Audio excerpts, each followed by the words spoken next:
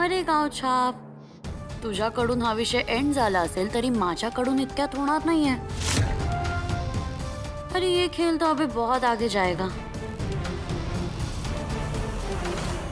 ते आई अगं अगं हो ते काही हळू मिळू नको. किती दिवस हे नाटक करणार आहे? अनिका काय आहे? मी म्हणते किती दिवस असं आजारी नाण्याचं नाटक करणार आहेस? तोंडाला येईल ते बोलते. काय हाड आहे तुझ्या जिभेला माझं. हळू आई. मग काय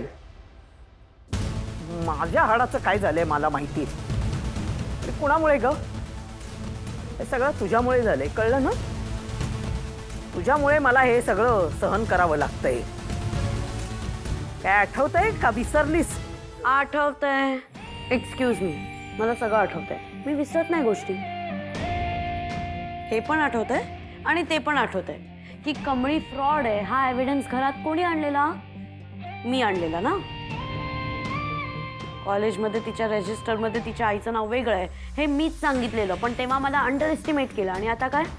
आता प्रूव्ह केलं मी की Anika is better than you all. माहितीये पटतंय तसं थोडंसं बोलणं. म्हणजे ती गावाकडची माणसं होती ना, ती पण त्या कमळीच्या आईचं नाव सरोजच म्हणत होती. आहे बोलण्यात काहीतरी आहे, तथ्य आहे तुझे.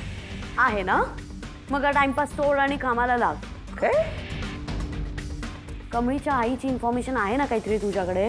मग जा गावाला आणि बघ मी जी इन्फॉर्मेशन दिली आहे त्यात कमळीच्या गावाचा ॲड्रेस आहे. तिथे जाऊन क्रॉस चेक कर. डॅडची फर्स्ट वाईफ आणि कमळीची आई एकच आहे की नाही. म्हणजे आता तू मला ऑर्डर देणार काय? हो तसंच समज. कारण की कसं आहे ना, यात तुझा पण फायदा आहे. तुला हवी आहे का ती गावछाप घरात? ती गावछाप घराच्या बाहेर जाणं हे आपल्या तिघींनाही हवंय ना. मग टीम वर्क करावं लागेल. टीम म्हणून आपल्याला काम करावं लागेल. हे आई ऐक ना, मी काय म्हणते, अनिका अगदी बरोबर बोलते. आणि तिचं ऐकायला जातंय काय आपलं? हा.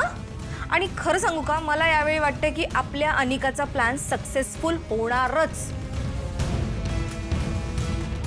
हो म्हणजे आता मला पण असं वाटायला लागलेलं आहे की आहे बोलण्यात काहीतरी तथ्य आहे माझ्या नातीच्या. ठीक आहे, तिने जसा प्लॅन केलाय त्याप्रमाणेच जाऊ आपण. म्हणजे ती काय म्हणते, कमळीच्या आईच्या गावी जायचंय. पण ठीक आहे, जाईन मी. ठीक आहे. त्याच आजची